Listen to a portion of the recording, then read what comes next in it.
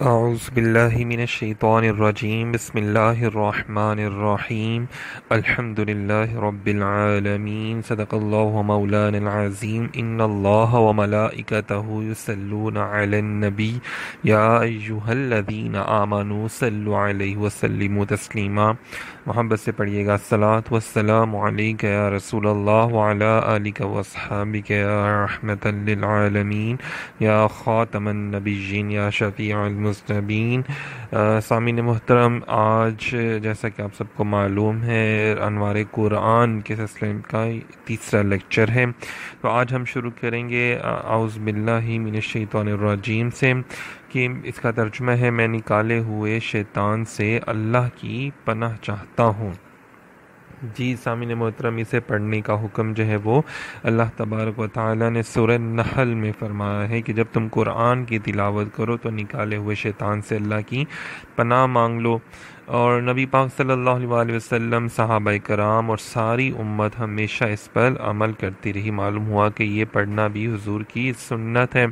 جس طرح نماز سے پہلے وضو ضروری ہے جو جسمانی ناپاکی کو دور کرتا ہے، اسی طرح اعوذ باللہ تلاوت سے پہلے پڑھنا چاہیے، یہ آپ کی اندرونی ناپاکی کو، پلیتی کو دور کرتا ہے۔ سامعین محترم، من الشیطان الرجیم کہ میں نکالے ہوئے شیطان سے مطلب پناہ مانگتا ہوں، تو جیسے اب وہ کوئی کمزور شخص ہوتا ہے تو وہ کسی بڑی مصیبت میں پھنس جاتا ہے تو وہ اسی لیول کے کسی بڑے شخص کی مدد حاصل کرنا چاہتا ہے۔ اسی طرح شیطان جو ہے وہ ہمارا کھلا دشمن ہے، بہت بڑا دشمن ہے، ہمیں مکر و فریب کے جال میں پھنساتا رہتا ہے۔ تو اسی لیے ہم بھی جو ہے وہ اللہ تعالیٰ کی مدد مانگتے ہیں کہ اللہ باجی آپ تمام کائنات کے خالق ہیں، سب سے بڑے ہیں، تو آپ ہماری مدد کریں اس شیطان کے خلاف۔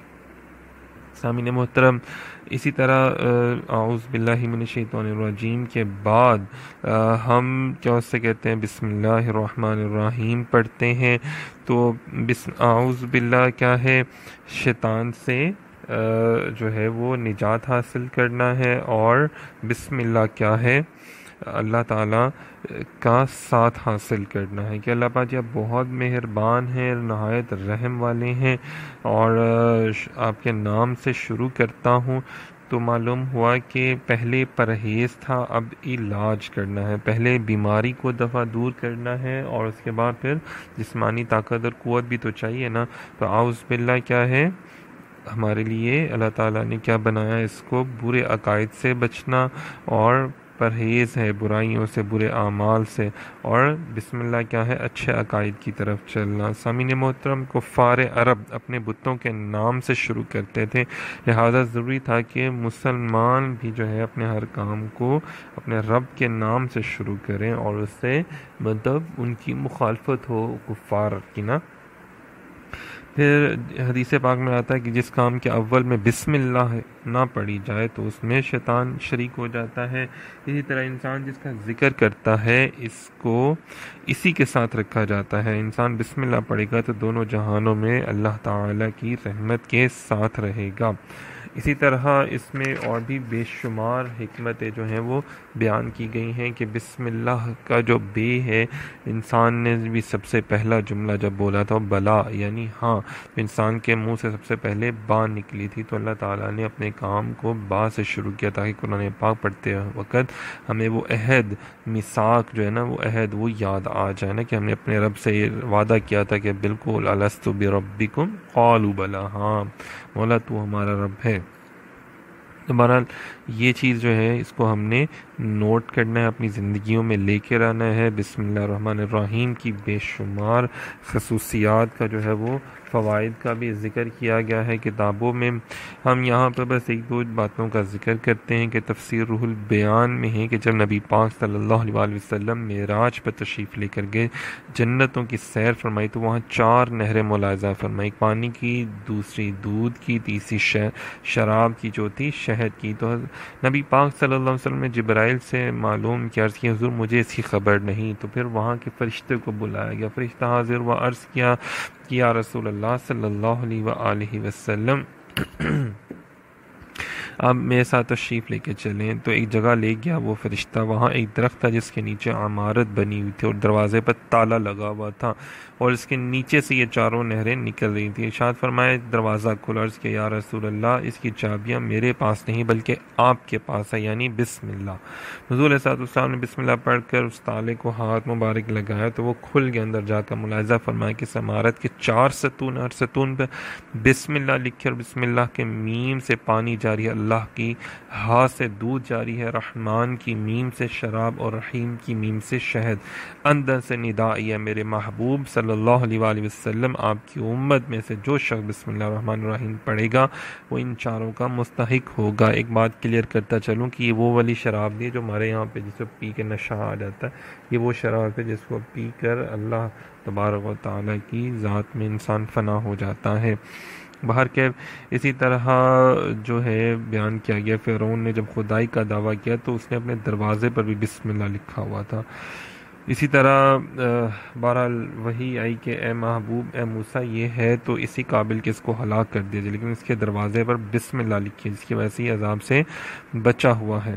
تو پھر کیا ہوا کہ اس کو اسی لیے اس کے گھر پر عذاب نہ آیا بلکہ وہ دریا میں ڈبویا گیا۔ اسی طرح بے شمار جو ہے وہ بسم اللہ کے بے شمار فوائد بیان کیے گئے ہیں۔ حضرت خالد بن ولید رضی اللہ تعالیٰ کے پاس کوئی شخص زہر لائے اور کہا کہ اگر آپ اس زہر کو پی کر صحیح سلامت رہے تو ہم جان لگے کہ اسلام سچا۔ آپ نے بسم اللہ پی کر وہ زہر پی لیا تو وہ کچھ بھی نہ ہوا۔ اسی طرح اور بھی بہت سی باتیں آتی ہیں۔ تو سامعین محترم آج میں اور آپ ہم سب بسم اللہ الرحمن الرحیم پڑھتے ہیں تو وہ والے فوائد نہیں ہوتے جو صحابہ کرام کے ہوئے تھے، اس لیے کہ ہم اپنی ان زبانوں سے جب تک غیبت کرنا، جھوٹ بولنا نہیں چھوڑیں گے تب تک ہماری زبان میں بھی تاثیر نہیں ہوگی۔ دعا کرتے ہیں اللہ رب العزت مجھے، آپ کو، ہم سب کو زبان کی وہ تاثیر عطا فرمائے اور ہم بھی قرآن پاک کو ادب سے، محبت سے اور تمیز سے اس کی تلاوت بھی کریں، پڑھیں بھی اور اس کو سمجھیں بھی۔ ہاں جی، اب سورہ فاتحہ کے بارے میں تھوڑا سا بیان کرتے ہیں۔ سورہ فاتحہ کیا ہے؟ سورہ فاتحہ کے چند اور نام بھی ہیں: سورہ الحمد، ام القرآن، ام الکتاب، سبع مثانی، سورہ وافیہ، سورہ کافیہ، سورہ شافیہ، سورہ صلاۃ اور سورہ سوال بھی کہا جاتا ہے۔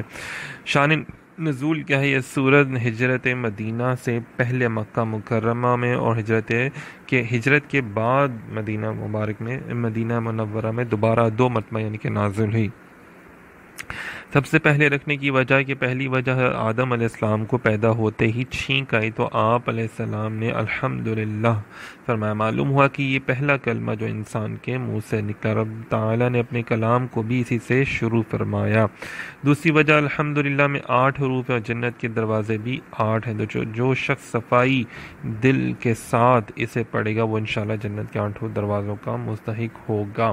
تیسری وجہ عبادت کی جان اللہ کی تعریف ہے، اسی لیے اس کو قرآن نے پہلے بیان فرمایا۔ چوتھی وجہ اس میں مسلمانوں کو سبق ہے کہ اپنا ہر کام اللہ کی حمد سے شروع کریں۔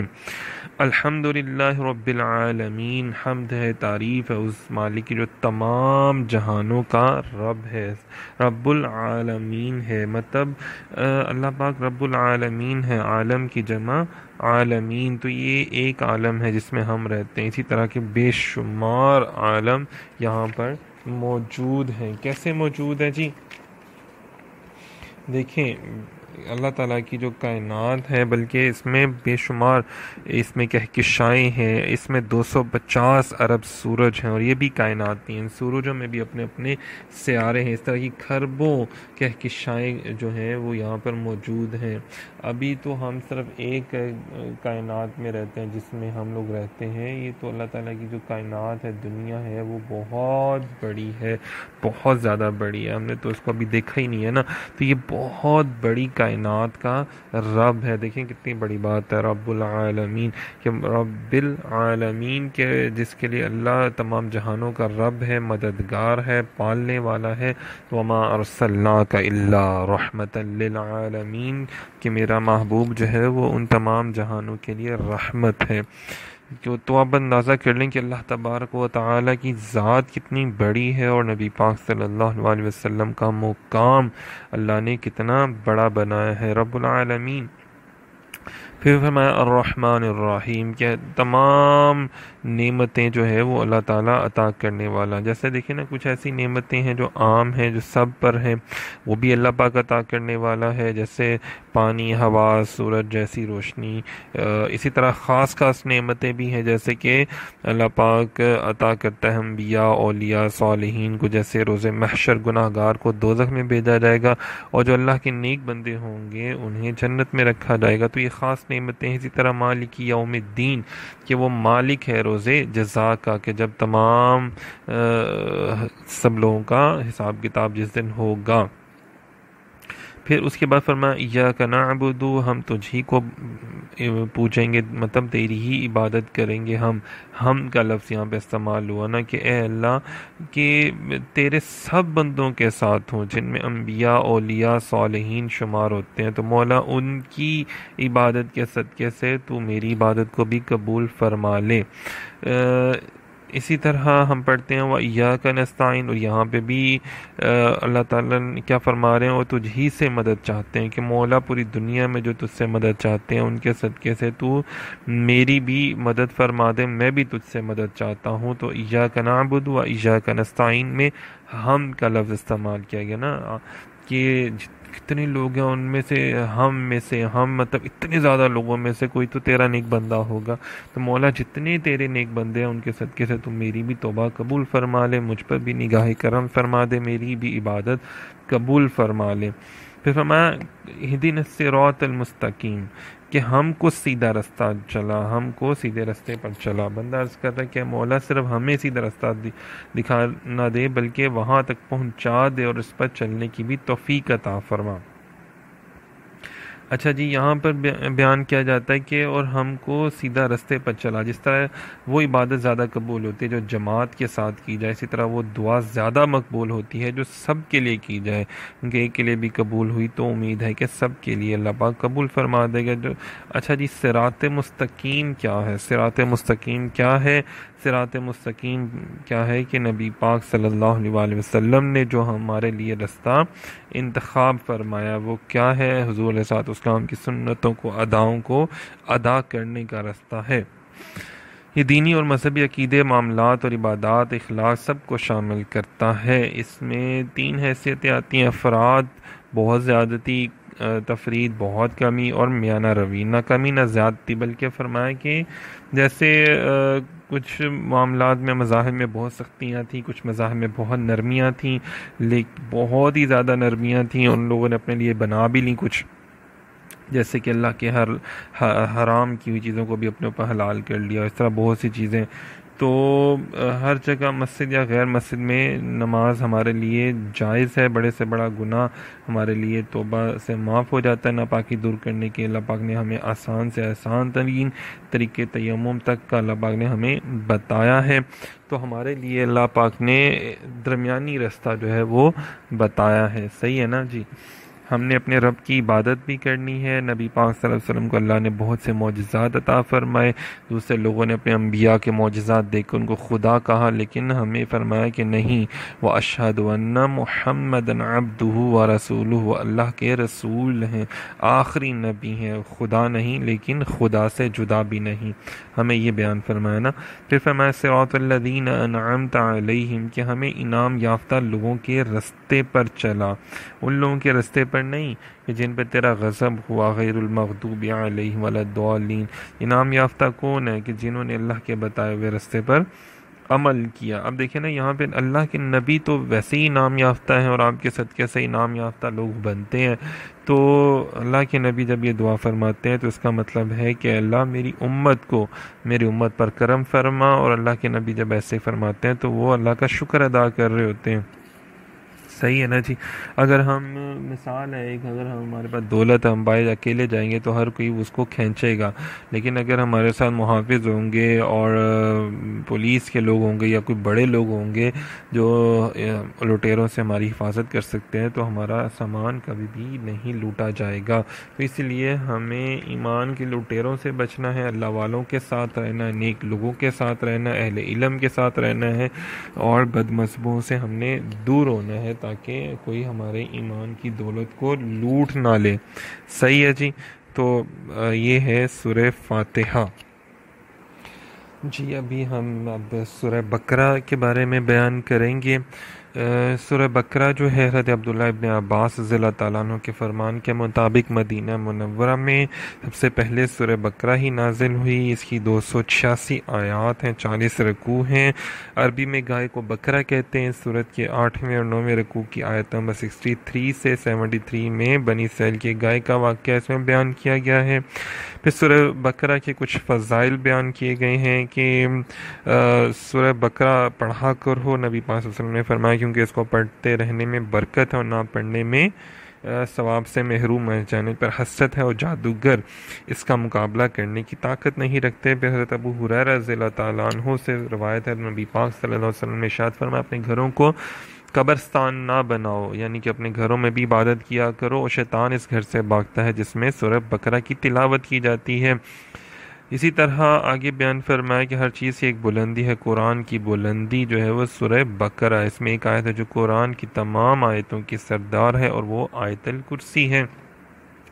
پھر اسی طرح اب ہم آگے اس کو اگر پڑھتے ہیں تو سورہ بقرہ کے مضامین بیان کیے گئے ہیں۔ تھوڑے سے ایک ایک لائن میں بات کرتے ہیں ہم کہ قرآن پاک کی صداقت، حقانیت اور اس کتاب کے ہر طرح کے شک و شبہ سے پاک ہونے کا بیان اس میں کیا گیا ہے۔ قرآن پاک سے حقیقی ہدایت حاصل کرنے والوں اور ان کے اوصاف کا بیان، ازلی کافروں کے ایمان سے محروم رہنے اور منافقوں کی بری خصلتوں کا ذکر کیا گیا ہے۔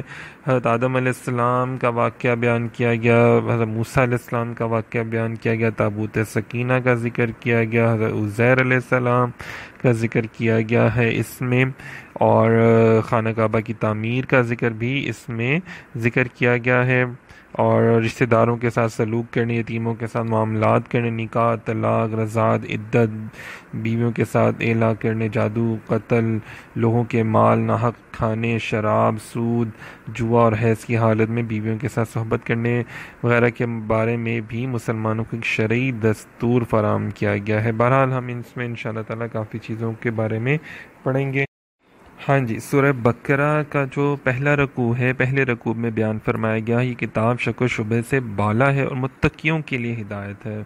جو متقی ہوگا، جو احکامات پر عمل کرنے والا، اس کے لیے ہدایت ہے۔ جو عمل نہیں کرتا تو وہ اس کے لیے ہدایت نہیں ہے۔ متقی وہ ہیں جو غیب پر ایمان رکھتے ہیں، مطلب جس کو نہیں دیکھا، جیسے یوم آخرت پر جو ایمان رکھتے ہیں، اور مطلب اور بھی بہت سے معاملات اس میں بیان کیے گئے ہیں۔ فرمایا کہ نماز قائم کرتے، اچھا یہ مومنین کی شان بتائی گئی ہے، اللہ کے دیے میں، اللہ کی عطا کیے ہوئے رزق میں سے اس کی راہ میں خرچ کرتے ہیں، یہ بھی مومنین کی شان ہے۔ قرآن اور سابقہ آسمانی کتابوں پر ایمان رکھتے ہیں اور آخرت پر یقین رکھتے ہیں۔ معلوم ہوا کہ یہ جو ان باتوں پر ایمان نہیں رکھتا تو وہ ایمان والا نہیں ہے۔ یہ ہدایت یافتہ اور فلاح یافتہ لوگ ہیں، مطلب کامیاب لوگ ہیں نا، کامیاب لوگوں کی یہ نشانیاں ہوتی ہیں۔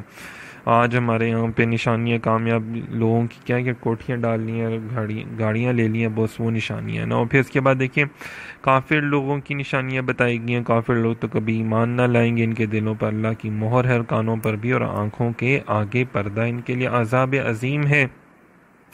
اچھا جی، اس کے بعد دوسرے رکوع میں آ جاتے ہیں ہم، اس میں منافقین کے بارے میں بتایا گیا۔ دیکھیں پہلے مسلمان مومن کی شان، پھر کفار کے بارے میں، اور اب دیکھیں ساتھ ہی منافق تیسری قوم بھی ہے نا، ایک جو آج بھی پائے جاتے ہیں ہمارے ارد گرد ہی، اور وہ لوگ ہیں جو کہیں کہ ہم اللہ پر اور آخرت میں ایمان رکھتے ہیں، حالانکہ وہ مومن نہیں، وہ اپنی طرف سے تو اللہ اور مومنوں سے مذاق کر رہے ہوتے ہیں، پر وہ مذاق اپنے آپ سے ہی کر رہے ہوتے ہیں۔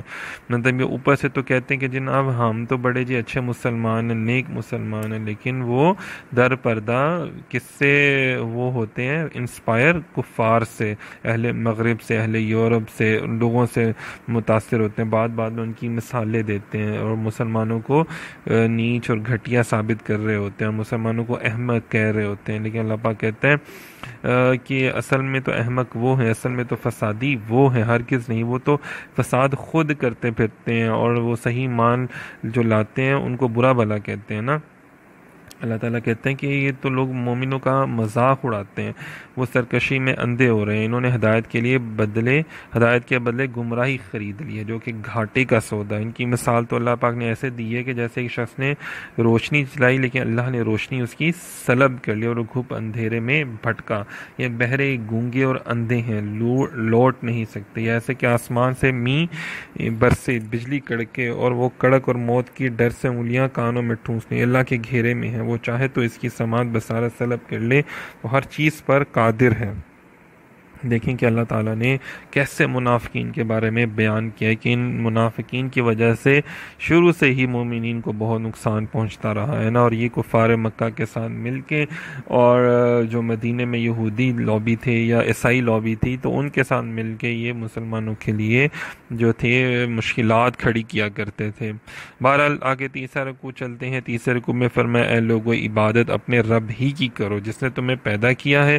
اللہ پاک دیکھیں نا اس رکوع میں اپنے عطائیں جو ہیں ان کا ذکر کر رہے ہیں نا کہ وہ تمہیں بارش عطا کرتا ہے، تمہارے لیے رزق دیتا ہے، اور پھر اس کے مقابل کسی کو نہ ٹھہرا لینا۔ اگر قرآن پاک سے متعلق تمہیں شک ہے تو اپنے ساتھیوں کی مدد سے اس جیسی ایک صورت ہی بنا ڈالو، مگر تم نہیں بنا کے لا سکتے۔ اللہ تعالیٰ نے دیکھیں نا ان کو چیلنج کیا ہے سب کو، اور آج تک 1400 سال گزر گئے ہیں، آج تک بھی کفار یا یہود و نصارہ کوئی بھی جو ہے وہ اگر برا کہتے ہیں نا تو بتاؤ پھر اس جیسی کوئی بنا کے لاؤ، تو آج تک وہ اپنا یہ دعویٰ جو کہتے تھے وہ پورا نہیں کر سکے۔ تو اللہ تعالیٰ نے فرمایا پھر ڈرو آگ سے جس کا ایندھن انسانوں اور پتھروں کو بنایا جائے گا، لیکن مومنوں کو اور نیک اعمال کرنے والوں کو جنتوں کی خوشخبری اللہ پاک بتا رہے ہیں، اور اللہ پاک فرماتے ہیں ان کے لیے اس میں رزق ہوگا۔ اللہ تعالیٰ پھر آگے فرماتے ہیں چل کے کہ اللہ پاک تم مثال دینے میں نہیں جھجکتا، چاہے وہ ایک مچھر کی مثال کیوں نہ ہو۔ آپ اندازہ کریں کہ ایک مچھر جو ہے چھوٹا سا ہے لیکن اس کے اندر نظام بھی ہیں، ہڈیاں بھی ہیں، آنکھیں بھی ہیں، کتنا کچھ ہے۔ تو اللہ تعالیٰ فرماتا ہے تم ایک مچھر نہیں بنا سکتے ہو، بات کرتے ہو اتنے بڑے خالق کی کائنات کی طاقت کی بات کرتے ہو، تو میرا اللہ پاک کہتے ہیں وہ ایسی مثال سے لوگوں کو ہدایت بھی ملتی ہے اور بعضوں کو گمراہی بھی ملتی ہے۔ جو سوچنے سمجھنے والے ہیں نا، غور کرنے والے ہیں، وہ اس سے ہدایت لیتے ہیں نا۔ جیسے آج بھی سائنسدان جو ہیں، غیر مسلم سائنسدان مسلمان ہو رہے ہیں کیونکہ وہ یہ سوچتے ہیں، تدبر کرتے ہیں، غور و فکر کرتے ہیں کہ مچھر میں یہ طاقت کیسے آ گئی، ایک شہد کی مکھی میں کیسے طاقت آ گئی، کہ وہ شہد کیسے بن جاتا ہے، گائے میں دودھ کیسے بن جاتا ہے، تو یہ ساری طاقتیں یہ کیسے آ جاتی ہیں ان کے اندر۔ وہی ایک ہی چیز کھا رہے ہیں اور اس سے گوبر بھی بن رہا ہے اور اس سے دودھ بھی بن رہا ہے اور اس سے گوشت بھی بن رہا ہے۔ تو یہ اللہ پاک کی شان ہے نا۔ جو اللہ سے عہد توڑتے ہیں، اللہ کے حکم نہیں مانتے اور فساد کرتے ہیں، اللہ کو نہیں مانتے حالانکہ اسی نے ان کو پیدا کیا، پھر وہی ہے جو موت دیتا ہے۔ آگے چلتے ہیں جی، چوتھا رکوع۔ اللہ تعالیٰ نے فرمایا فرشتوں سے کہا کہ وہ زمین پر اپنا خلیفہ بنائے گا، اور وہ بولے ہم جو تیری حمد بیان کرتے ہیں، اللہ بادی کیا ضرورت ہے بنانے کی؟ تو اللہ تعالیٰ نے فرمایا تم نہیں جانتے، اور آدم کو نام سکھائے جو فرشتوں کو تو نہ آئے مگر آدم علیہ السلام نے سنا دیے۔ اب اندازہ کریں کہ اللہ تبارک و تعالیٰ نے آدم علیہ السلام کو علم عطا کیا، 6 لاکھ زبانوں پر ان کو عبور حاصل تھا۔ تو علماء فرماتے ہیں کہ اللہ تبارک و تعالیٰ نے 6 لاکھ زبانوں پر عبور اور قیامت تک کے لیے جتنے بھی اوزار بننے ان سب کے نام سکھائے۔ تو آدم علیہ السلام کا علم نبی پاک صلی اللہ علیہ وسلم کے علم کے سامنے ایسے ہے جیسے 7 سمندروں کے سامنے ایک قطرہ ہو۔ تو میرے اور آپ کے نبی پاک صلی اللہ علیہ وسلم کے علم کا عالم کیا ہوگا۔ پھر آگے فرمایا کہ ملائکہ سے اللہ نے فرمایا آدم کے آگے جھک جاؤ، وہ جھکے سوائے ابلیس کے۔ مطلب یہ دیکھیں نا، جو اللہ کا حکم مانا جنہوں نے وہ جھکے ہوئے ہوتے ہیں، اور جو اللہ کا حکم نہیں مانتے ان میں غرور و تکبر ہوتا ہے ابلیس کی طرح۔ وہ حکم سے منکر ہوا۔ آدم علیہ السلام سے اللہ نے فرمایا کہ جنت میں رہائش اختیار کرو تم اور تمہاری بیوی۔ پھر شیطان نے دونوں کو گمراہ کیا، وسوسے دیکھیں نا آج بھی وسوسے ڈالتا ہے، اور حکم ہوا کہ تم لوگ اتر جاؤ، تمہارا زمین پر ٹھکانہ ہوگا، اور جب بھی تم تک میری ہدایت پہنچے اس کی پیروی کرو گے تو تمہیں کوئی خوف اور حسرت نہ رہے گی۔ مطلب پیروی کرنی ہے اللہ تعالیٰ کی، اللہ تعالیٰ کے احکامات کی، اور جو نہ مانیں گے وہ جہنم والے ہوں گے ہمیشہ کے لیے۔ دیکھیں یہ باتیں ہم سب کے لیے بیان کی گئی ہیں نا، کہ اگر ہم مانیں گے اللہ تعالیٰ کی باتیں تو ہمیں جنت کا سکون دنیا میں بھی ملے گا۔ حضور نے فرمایا نا کہ ربنا آتنا فی الدنیا حسنہ وفی الآخرۃ حسنہ، تو مطلب کہ ہماری اللہ پاک جی دنیا کو بھی اچھا فرما دے اور ہماری آخرت کو بھی اچھا فرما دے، اور وہ تب ہوگا جب ہم حضور علیہ الصلوۃ والسلام کی سنتوں پر عمل کریں گے، احکامات الہی پر عمل پیرا ہوں گے۔ آگے جی 5واں رکوع آ گیا۔ اللہ نے بنی اسرائیل کو اپنی نعمتیں جتلاتے ہوئے فرمایا کہ وعدے پورا کرو، مجھ سے ہی ڈرو اور ایمان لاؤ اس قرآن پہ جو تصدیق کرتی ہے تمہاری کتاب توریت کی، اور اس سے منکر نہ ہو جانا، اور نہ ہی میری آیات کی خرید و فروخت کرو، اور مجھ سے ہی ڈرو، حق اور باطل کو مت ملاؤ، حق کو مت چھپاؤ، نماز قائم کرو، زکوٰۃ ادا کرو، رکوع کرنے والوں کے ساتھ رکوع کرو، لوگوں کو نیکی کا حکم تو دیتے ہو مگر اپنے آپ کو کیوں بھول جاتے ہو۔ اللہ تعالیٰ دیکھیں نا بنی اسرائیل کو اپنی نعمتیں یاد کروا رہا ہے کہ میں نے تمہیں کتنا کچھ نوازا تھا، کتنا کچھ عطا کیا تھا، اور تم جو ہے کیا اسے کہتے ہیں پھر گمراہی کی طرف چلے جاتے ہو۔ پھر اللہ تعالیٰ نے مومنین کو بیان فرمایا کہ اور مدد طلب کرو، جب تمہیں کوئی پریشانی مسئلہ آ جائے تو مدد طلب کرو، صبر سے صبر کرو، اور نماز یہ نہیں کہ آپ کو کسی نے کچھ کہا آپ نے بھی آگے سے 10 گالیاں سنا دی تو جی میں نے صبر بڑا کیا دی، جب آپ نے سنا دی ہے منہ سے برے کلمات بول دیے تو وہ صبر نہ ہوا۔ صبر تو یہ ہے نا کہ خاموشی اختیار کی جائے، اپنی ذات سے کسی کو نقصان نہ پہنچایا جائے، اور پھر فرمایا کہ صبر کر لیا، نماز ادا کرو، اور ایسے کہ جیسے تم اپنے رب کو دیکھ رہے ہو۔ اللہ تعالیٰ فرماتے ہیں کہ خشوع خضوع کرنے والے گمان رکھتے ہیں کہ اللہ کے سامنے حاضری کا، کہ وہ ایسے نماز پڑھتے ہیں جیسے وہ اپنے رب کو دیکھ رہے ہیں۔ تو دیکھیں ایسے پھر مشکلیں بھی تو پھر ایسی آسان ہوتی ہیں نا۔ ہم لوگ دیکھیں ہم لوگ تو خشوع خضوع کرتے نہیں ہیں نا، تو ہماری مشکلیں کیسے آسان ہوں گی۔ پھر ہمیں یہ بھی اس میں بیان فرمایا گیا نا، اب دیکھیں اگر صبر اور نماز غیر اللہ ہیں ان سے مدد مانگ سکتے ہیں تو اللہ کے نیک بندے صالحین بھی مددگار ہوتے ہیں، ان سے بھی مدد مانگی جا سکتی ہے، جیسے ہم ڈاکٹروں سے، انجینئر سے اور لوگوں سے مدد مانگتے ہیں، گھر بنانے والوں سے مانگتے ہیں۔ تو باہر کے اس میں بھی بے شمار چیزیں آ جاتی ہیں، انشاءاللہ تعالیٰ آگے بھی اس کا بیان ہوتا رہے گا۔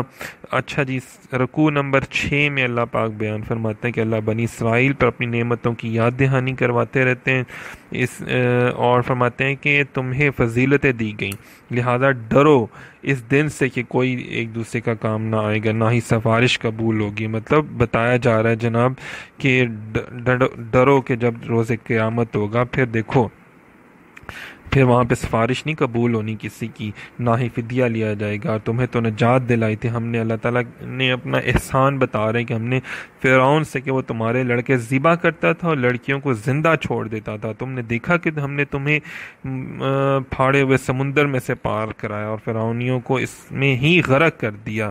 دیکھیں کتنی بڑی بات ہے، رستے جو ہوتے ہیں نا وہ نہیں پار کرواتے، رستوں کو پار کروانے کے لیے رہبر کی ضرورت ہوتی ہے۔ جو بنی اسرائیل جب رستہ پار کر رہے تھے تو ان کے رہبر موسیٰ علیہ السلام تھے، اور جب فرعونی رستہ پار کر رہے تھے تو ان کا رہبر فرعون تھا۔ تو اپنا رہبر ٹھیک کرنا ہوگا ہمیں آج، اگر ہمارا رہبر ٹھیک ہو گیا تو پھر کیا ہوگا، ہمارے معاملات بہت اچھے ہو جائیں گے۔ تو ہم نے یہ دیکھنا ہے رہبر عاشق رسول ہونا چاہیے، حضور کا غلام ہونا چاہیے۔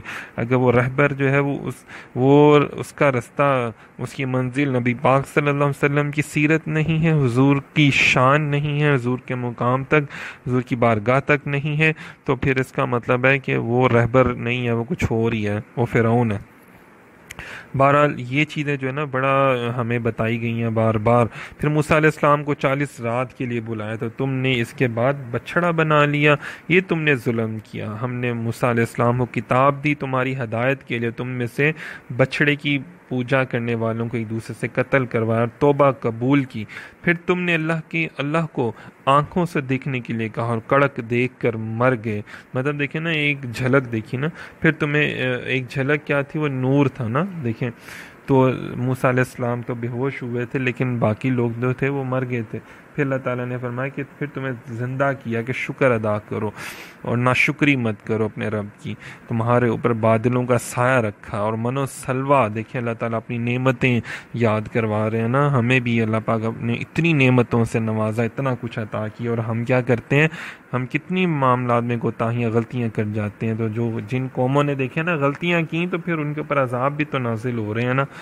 پھر تمہیں ایک شہر میں داخل ہونے کو کہا، وہاں دوسری چیزیں کھا کھا سکو اور اپنی خطائیں بخشواتے ہوئے شہر کے دروازے میں داخل ہو، کہ تم نے الفاظ ہی بدل دیے تو نافرمانوں پر عذاب نازل کیا اللہ تعالیٰ نے، طاعون کی بیماری۔ آج دیکھ لینا ہمارے یہاں پہ بیماریاں آ رہی ہیں، تو ہم نے کتنی نافرمانیاں بھی تو کی ہیں نا اپنے رب کی، اور کرتے چلے جا رہے ہیں۔ بس ضرورت اس عمر کی ہے کہ ہم توبہ استغفار سے کام لیں، ہم اپنے رب کی سامنے اپنے آپ کو سرنڈر کر دیں، بس نا ہم نے اب سرنڈر کرنا ہے اپنے رب کے بارگاہ میں، اپنے آپ کو جھکا دینا ہے، عاجزی انکساری سے پیش آنا ہے کہ مولا جو دوسری اقوام پر جو واقعات جو آپ نے ہمیں بتا رہے ہیں یہ ہوئے ہیں، تو انہوں نے جو غلط کام کیا، ہمیں ایسی غلطیوں سے ہمیں بچا لیں اور ہمیں اچھے اور نیک اعمال کرنے کی توفیق عطا فرما دیں۔ اور جب قوم نے موسیٰ علیہ السلام سے پانی مانگا تو میں نے حکم دیا کہ اپنا عصا پتھر پر مارو، پھر اس میں سے 12 چشمے پھوٹ نکلے، اور قبیلوں نے اپنا اپنا گھاٹ سنبھال لیا۔ کہا گیا کہ کھاؤ پیو فساد نہ مچاؤ، پھر بھی تم نے موسیٰ سے کہا ہم ایک ہی کھانے پر صبر نہیں کریں گے، ہمیں تو جی سبزیاں بھی چاہیے، پیاز بھی چاہیے، دالیں بھی چاہیے، تھوم بھی چاہیے۔ کہا گیا کہ شہروں میں چلے جاؤ، پھر وہ اللہ کے غضب کی لپیٹ میں آ گئی، ان کی نافرمان ہونے کی وجہ تھی۔ دیکھیں جو نافرمان تھے، نعمتیں عطا کی اللہ نے ان کو، بڑی نعمتیں ان سے نوازا عطا کی، لیکن انہوں نے پھر بھی نافرمانی کی۔ مطلب یہ نہ سوچیں کہ جناب ہمیں تو بڑی نعمتیں ملی ہوئی ہیں، اگر ہم نے تھوڑی بہت نافرمانی کر لی تو کیا ہوگا؟ تو جو یقین رکھیں جو نافرمان ہوتے ہیں نا، پھر ان کے اوپر عذاب بھی نازل ہوتے ہیں۔ یہ اللہ پاک یہ ہمیں بار بار یہ باتیں بتا رہے ہیں۔ دیکھیں اب یہ 8واں رکوع اب ہم پڑھتے ہیں، تو 8ویں رکوع میں بیان فرمایا بے شک جو لوگ ایمان لائے اللہ اور یوم آخرت پر، اگرچہ وہ یہودی تھے، نصارہ تھے یا ستارہ پرست تھے، ان کے لیے ان کے رب کے پاس اجر ہے۔ بنی اسرائیل سے خطاب کر کے پھر کہا جا رہا ہے کہ تم سے طور کے نیچے ہم نے وعدہ لیا تھا کہ جو کچھ توریت میں تھا، لیکن تم پھر گئے، پھر بھی اللہ کا فضل ہوا، تم خسارے سے بچ گئے، مطلب تم نے گناہ کیا، تم نے نافرمانی کی، اور پھر جب تم نے توبہ کی تو اللہ نے تمہیں خسارے سے بچا لیا۔ ہفتے کے بارے کہ تم لوگ حد سے گزر گئے، اور ہم نے کہا بندر بن جاؤ، اور یہ عبرت تھی دیکھنے والوں کے لیے، بعد والوں کے لیے۔ جب موسیٰ علیہ السلام نے کہا تھا کہ گائے ذبح کرو اللہ کے حکم پر، تو کہنے لگے ہم سے مذاق کرتے ہو۔ یہاں پہ جی اب ایک اور واقعہ بیان کیا جا رہا ہے۔ دیکھیں نا، ایک تو یہ بندر والا واقعہ کہ اللہ پاک نے ان کی شکل ہی تبدیل کر دی نا۔ آج جو لوگ کہتے ہیں جی ہاں انسان بندر کی اولاد ہے، ان کو غور سے دیکھنا چاہیے کون سا بندر، ہم تو آدم علیہ السلام اللہ کے پیارے حسین و جمیل خوبصورت نورانی پیغمبر کی اولاد ہے۔ اللہ تعالیٰ نے ہمیں آدم علیہ السلام کی اولاد بنایا، تو یہ جو بندر کی اولاد اپنے آپ کو کہتے ہیں نا، یہ صحیح کہتے ہیں کہ تو نافرمان ہے نا، تو نافرمانوں کو سزا کے طور پہ بندر بنایا گیا تھا۔ تو آگے دوسرا معاملہ جو ہے کیا ہے کہ گائے ذبح کرو۔ اب یہ جو سورہ بقرہ جس گائے کے نام پر ہے نا، وہ گائے اس کا بڑا لمبا واقعہ ہے، یہ کافی زیادہ ہے واقعہ ماشاءاللہ سے بڑا، اس میں واقعے میں بہت سی باتیں ہیں جو ہمیں بتانے کے لیے ہیں۔ تو فرمایا کہ گائے ذبح کرو اللہ کے حکم پر، تو کہنے لگے ہم سے مذاق کرتے۔ موسیٰ علیہ السلام نے کہا پناہ ہے اللہ کی کہ میں جاہل ہو جاؤں۔ کہنے لگے تو پھر اللہ سے گائے کی نشانیاں لے دو۔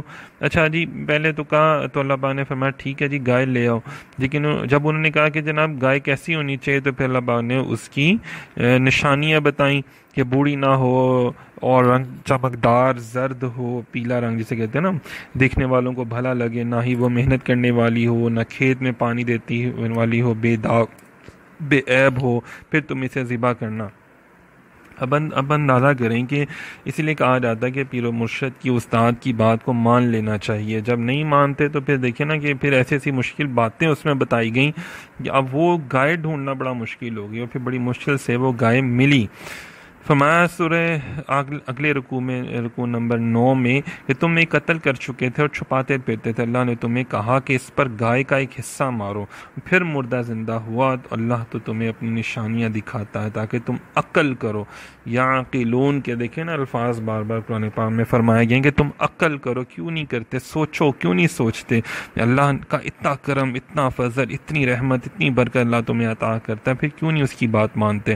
لیکن تمہارے دل تو پتھر سے بھی سخت ہیں، حالانکہ پتھر میں سے تو پانی بھی بہہ نکلتا ہے۔ تو ایسے لوگ کہاں ایمان لائیں گے جو کلام اللہ پڑھ سن کر بھی اس کی تحریف کرتے ہیں؟ مومنوں سے ملتے ہیں تو کہتے ہیں ہم ایمان لائے، جب آپس میں ملتے ہیں تو کہتے ہیں ہم تو جی جناب ویسے ہی ان کے پاس بیٹھتے ہیں جا کے۔ یہ لوگ منافقین ہیں، اب دیکھیں نا کہ مدینہ پاک میں مسلمانوں کو علماء یہود کا بھی سامنا تھا، علماء عیسائیوں کا بھی سامنا تھا، جاہل لوگوں کا بھی سامنا تھا، مشرکین اور منافقین کا بھی سامنا تھا۔ یہاں پہ مسلمانوں کے سامنے بہت زیادہ محاذ کھلے ہوئے تھے۔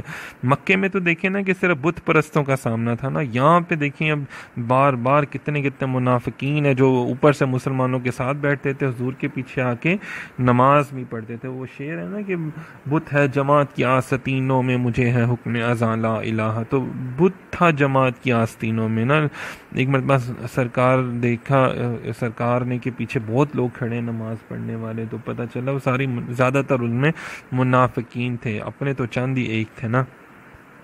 تو یہ جو لوگ مسلمانوں کا مذاق اڑاتے تھے، لو جی آپ کیوں اپنے گھر کا پورا سامان لے آئے ہیں مدد کرنے کے لیے، آپ کیوں اتنی محنت کرتے ہیں، اتنے کیوں آپ لوگ کرتے ہیں، تو یہ اندازہ کریں کیونکہ مکے میں منافق ہونا مشکل تھا۔ کیوں کہ وہاں پہ جو سب کو پتا تھا کہ ہم مسلمان ہوں گے تو ہمارے اوپر سختیاں شروع ہو جائیں گی۔ مدینہ پاک میں کیا تھے، دیکھا دیکھی لوگ مسلمان ہو گئے تھے کہ مسلمانوں کا گڈ بک میں آنے کے لیے، اور مسلمانوں کی گڈ بک میں آئیں گے تو پھر مسلمانوں سے بھی فائدہ لیں گے، لیکن اندر سے ہم منافقین بن کے کیا اس سے کہتے ہیں کفار کے ساتھ ملیں گے اور وہ ہمیں نقصان نہیں پہنچائیں گے۔ تو آج بھی ایسے لوگ ہیں نا ہمارے سیاست دانوں میں، ہماری ہر فیلڈ کے اندر لوگ ہیں، خاندانوں میں بھی ایسے لوگ پائے جاتے ہیں جو نہایت درجے کے منافقین ہوتے ہیں، بجائے کہ دو لوگوں کو ملانے کے، صلح کروانے کے، اور فساد ڈالتے ہیں اور باتوں کو اور سے اور لگا کے آگے تک لوگوں تک پہنچا کے لڑائیاں جھگڑے ڈالتے ہیں نا، اور پھر اپنا بھی بیچ میں الو سیدھا کر رہے ہوتے ہیں،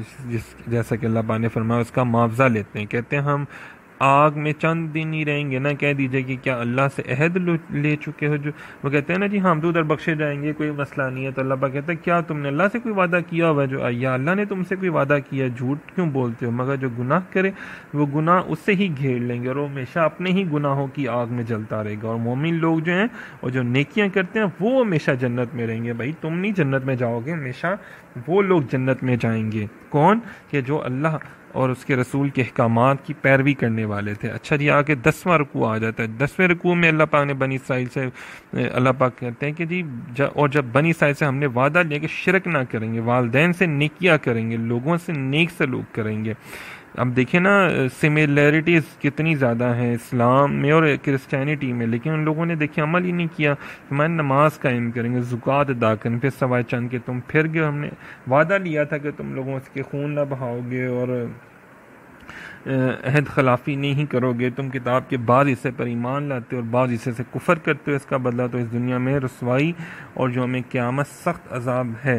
یہی لوگ ہیں جنہوں نے آخرت کے بدلے میں دنیا خریدی۔ یہ جو لوگ ہمارے بھی ارد گرد رہتے ہیں نا، منافقینوں کا ٹولہ، اور جو لوگوں کو اچھے کاموں سے روکتے ہیں، اور ابھی دیکھیں نا جیسے رمضان آئے گا تو لوگ کہنا شروع ہو جائیں گے لو جی یہ کیوں کر رہے ہو جی، وہ کیوں کر رہے ہو، یہ نہ کرو، حج پہ کہنا شروع کر دیتے ہیں حج نہیں کرو، پیسے ان کو دے دو، ادھر دے دو، قربانی نہ کرو، خود ہزاروں کے موبائل، ہزاروں کی گاڑیاں، لاکھوں کی گاڑیاں لے لیتے ہیں، مہنگے مہنگے کپڑے لے لیتے ہیں، لیکن مسلمانوں کو، مومنین کو روکتے ہیں۔ اچھا جی آگے رکوع نمبر 11، اور ہم نے موسیٰ علیہ السلام کو کتاب دی اور پہ در پہ رسول بھی بھیجے، عیسیٰ ابن مریم علیہ السلام کو بھی ہم نے واضح معجزات دیے۔ اور اللہ تعالیٰ اب یہاں پہ دیکھیں نا موسیٰ علیہ السلام اور حضرت عیسیٰ علیہ السلام کی شان اللہ پاک بیان کر رہے ہیں۔ اب دیکھیں کتنی بڑی بات ہے کہ ہمارے جو مسلمان ہیں وہ موسیٰ علیہ السلام اور عیسیٰ علیہ السلام کی عزت احترام کرتے ہیں، ان کی شانیں بیان کرتے ہیں، کیونکہ اللہ نے قرآن پاک میں بیان کی۔ تو کیا کبھی ان لوگوں نے کیا اس سے کہتے ہیں دوسرے لوگ جو ہیں وہ کبھی ایمان لے کر آئے نبی پاک صلی اللہ علیہ وسلم پہ؟ ہم تو ایمان رکھتے ہیں کہ 1,24,000 تقریباً جتنے انبیاء کرام ہیں سب پر ایمان لے کر آنا ہمارے ایمان کا حصہ ہے۔ اور عین ایمان کیا ہے؟ حضور صلی اللہ علیہ وسلم کی ختم نبوت کو ماننا، تسلیم کرنا، یہ عین ایمان ہے نا ہمارا۔ اگر یہ نہیں ہے تو پھر کچھ بھی نہیں ہے۔ تو دیکھو یہاں پہ، اور پھر اس کے علاوہ بے شمار احادیث ہے جس میں نبی پاک صلی اللہ علیہ وسلم نے انبیاء کرام کی شانیں بیان فرمائی ہیں۔ فرمایا کہ روح القدس جبرائیل سے ہم نے اس کی مدد بھی کی، لیکن تمہیں نبیوں کی باتیں نہ بھائیں، انہیں تم جھٹلاتے رہے، ان کو برا بھلا کرتے رہے، ان کو شہید کرتے رہے، پھر اللہ نے اس پر لعنت کی، جب قرآن نازل کیا تو اسے بھی جھٹلایا۔ مطلب تم لوگوں نے تو دیکھو نا، اللہ پاک نے فرمایا تم لوگوں نے پہلے موسیٰ علیہ السلام کے ساتھ بھی یہ سلوک کیا، پھر تم لوگوں نے عیسیٰ علیہ السلام کو بھی جھٹلایا، ان کے ساتھ بھی ظلم کیا، اور جب میرے اور نبی آخر الزمان حضرت محمد مصطفیٰ صلی اللہ علیہ وآلہ وسلم تشریف لے آئے تو اب تم انہیں بھی جھٹلا رہے ہو، تم یہ کیا کفر کرتے جا رہے ہو؟ فرمایا گیا کہ تم کیوں نہیں ایمان لاتے؟ اب تمہیں کن باتوں نے چھوڑا ہوا ہے نا، جیسے آج کے بھی عیسائی یہودی ہیں نصارہ سب ان کے سامنے ہیں تو پھر بھی ایمان نہیں لے کر آتے ہیں، تو مومن ہوتے ہوئے بھی پھر یہ پچھلے نبیوں کو بھی کیوں قتل کرتے رہے؟ موسیٰ علیہ السلام کی نشانیاں دیکھیں، پھر بھی بچڑا لے بیٹھے طور کے نیچے، پختہ عہد لے کر کہا گیا کہ تم احکام کو مضبوطی سے پکڑو جیسے تم پر نازل کیے گئے، تو تم نے انکار کر دیا۔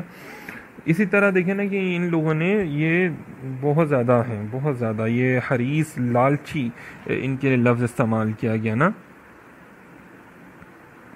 اچھا جی آگے 12واں رکوع ہے، جبرائیل امین کے دشمن ہے تو پھر اللہ بھی ان کا دشمن ہے، یہ کافر ہیں، یہ کتاب اللہ کی مخالفت کرتے ہیں جو کہ توریت کی تصدیق کرتے ہیں۔ اب دیکھیں جتنے بھی ابھی ہم رکوع پڑھ رہے ہیں ان میں سب میں بنی اسرائیل کی اور منافقین کی خصلتیں جو ہیں وہ بیان کی جا رہی ہیں، بار بار بیان کی جا رہی ہیں۔ پھر فرمایا کہ انہوں نے اللہ تعالیٰ کی کتاب کو پیچھے رکھا اور یہ جادو سیکھنے میں شیاطین کی پیروی کرتے رہے، اور ہاروت اور ماروت 2 فرشتوں پر نازل ہوا بابل میں، تو یہ لوگ خاوند اور بیوی میاں بیوی میں مطلب جدائی ڈالنے والے کلام سیکھتے رہے، حالانکہ یہ کسی کو اللہ کے حکم کے بغیر نقصان نہیں پہنچا سکتے۔ اگر یہ ایمان لاتے تقویٰ کرتے تو بہت ثواب پاتے۔ اب اندازہ کریں کہ اس دور میں بھی میاں بیوی کے درمیان میں لڑائیاں ڈالی جاتی، تو شیطان کو اپنا سب سے زیادہ چیلا بھی بہت زیادہ پسند ہے جو میاں بیوی میں لڑائی ڈالتا ہے۔ تو آج بھی ہمیں غور کرنا چاہیے کہ اللہ پاک کیا فرما رہے ہیں ہمیں، کہ آج کے دور میں بھی اگر کوئی میاں بیوی کے درمیان میں لڑائیاں ڈالتا ہے تو سمجھ لیں وہ شیطانی صفت بندہ ہے نا، شیطان والا بندہ ہے۔ اگر جو میاں بیوی کے درمیان میں 2 خاندانوں کے درمیان میں صلح کرواتا ہے تو وہ اللہ کو بہت زیادہ پسند ہے۔ مجھے آپ کو ہم سب کو چاہیے اگر ہم اپنے خاندان میں دیکھیں کہیں پہ میاں بیوی میں لڑائی جھگڑا ہے، کوئی معاملات خراب ہے، تو آپ بیچ میں پڑھ کے ان کی صلح کروائیں، اللہ کو راضی کرنے کے لیے، رسول اللہ صلی اللہ علیہ وسلم کی خوشنودی کے لیے کریں نا، کہ حضور بھی خوش ہو جائے کہ یہ میرے امتی نے کیا، بڑا ہی پیارا کام کیا۔ آگے جی 13واں رکوع، 13ویں رکوع میں اللہ تعالیٰ نے ادب مصطفیٰ صلی اللہ علیہ وسلم سکھایا کہ اے مومنو رائنا مت کہا کرو، انظر نہ کہا کرو کہ یا رسول اللہ نگاہ کرم فرمائے۔ تو اس دور میں جو تھا نا کچھ یہودی جو تھے نا وہ اپنی زبان میں رائنا کہتے تھے، اس کا مطلب جو تھا وہ بہت برا لیا جاتا تھا ان کی زبان میں، تو لیکن وہ پھر بھی رائنا کہا کرتے تھے۔ اور صحابہ کرام کو جب پتہ چلا، وہ ایک صحابی رسول صلی اللہ علیہ وسلم کو پتہ چلا ان کو وہ ان کی زبان آتی تھی، تو انہوں نے عرض کیا حضور اس کا مطلب بڑا برا ہے ان کی زبان میں، تو اب یہ لفظ نہیں کہنا چاہیے، حالانکہ صحابہ کو تو نہیں معلوم تھا کہ ان کی زبان میں اس کا یہ لفظ ہے مطلب برا ہے، تو وہ تو اس کا مطلب لیتے تھے کہ یا رسول اللہ یہ بات ہمیں زیادہ مزید واضح کر دیں، لیکن ان کی زبان میں اس کا معنی بھی برا تھا۔ تو ذو معنی جسے ہم کہتے ہیں نا، آج گفتگو لوگ کرتے ہیں اکثر ذو معنی الفاظ میں، جس کے اور بھی بڑے مطلب نکلتے ہیں، تو اللہ پاک نے اسی وقت آیت نازل فرما دی، ادب بارگاہ رسالت محمد صلی اللہ علیہ وسلم کا ادب سکھا دیا، کہ فرمایا کہ دیکھیں کسی کی بارگاہ میں بات کرنے کا ادب نہیں، فرمایا محبوب کی بارگاہ میں جاؤ، یا رسول اللہ انظر حالنا، میرے آقا ہم پر نگاہ کرم فرما دیجئے، ہم پر نگاہ کرم فرما دیجئے، ہم اپنی تمام آپ کی تمام امت پر نگاہ کرم فرما دیجئے۔ کتنی بڑی بات ہے نا، ادب مصطفیٰ بتایا گیا، اور فرمایا اور غور سے سنا کرو، جب تم محبوب کی بارگاہ میں آؤ بیٹھو تو ان کی باتیں غور سے سنا کرو، تمہیں بار بار پوچھنے کی ضرورت محسوس نہیں ہونی چاہیے۔